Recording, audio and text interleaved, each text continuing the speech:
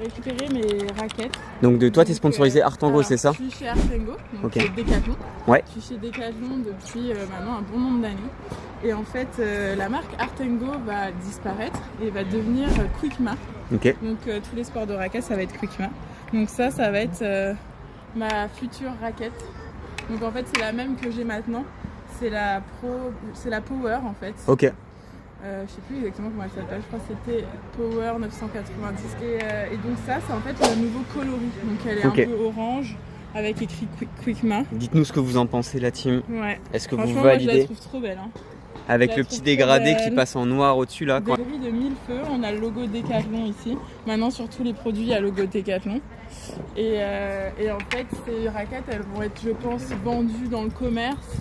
Je crois qu'il m'avait dit janvier 2026 il me semble. Ok. Donc pour l'instant, ceux qui sont chez Decathlon ont la chance de pouvoir jouer avec en avant-première. Pas ceux qui sont chez Decathlon qui passent à Decathlon, hein. Ouais. Ceux qui sont joueurs professionnels de ceux qui ont tennis. un partenariat avec Decathlon et qu'on a la chance de les avoir en avant-première et on les a testés déjà. Moi je l'ai testé déjà cet hiver. Je sais plus, c'était en novembre je crois. D'accord. Je l'avais beaucoup aimé. Et donc voilà, elle est trop bien en tout cas. Et Parfait. du coup là je vais aller les donner à Didier Mahé qui est une personne incroyable. En fait, comment dire, Qui prépare les raquettes il du prépare coup. les raquettes de tous les joueurs français. De Ok. tous les meilleurs joueurs français. Même pendant Roland, il est là. Tous les joueurs français, il prépare les raquettes, quasiment tout le monde. Ok. Il prépare les raquettes notamment de Loïs Boisson. J'ai pas envie de dire de bêtises, on va vérifier. Ok, on lui posera la question, sinon on se coupera au montage. Il prépare les raquettes de Loïs, de tous les meilleurs joueurs français en fait, pour faire vraiment une raquette qui est un petit peu adaptée à nous, adaptée à notre jeu, adaptée à ce qu'on a besoin. Ok.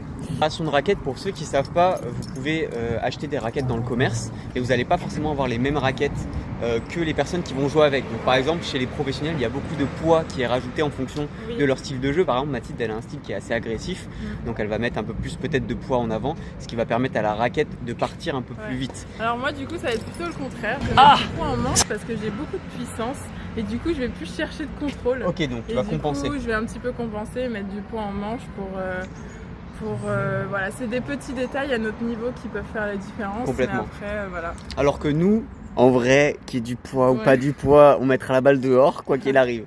Mais pour eux... Déjà, moi, je sens pas des énormes différences. Alors nous... Et puis, c'est vraiment quelque chose de très important et chaque personne a sa raquette particulière et fait préparer aussi par quelqu'un de particulier. Donc là, on va aller voir Didier qui est à Roland qui gère des raquettes de plein de professionnels. Et du coup, là, vous avez vu, elle va prendre ses Là, j'en ai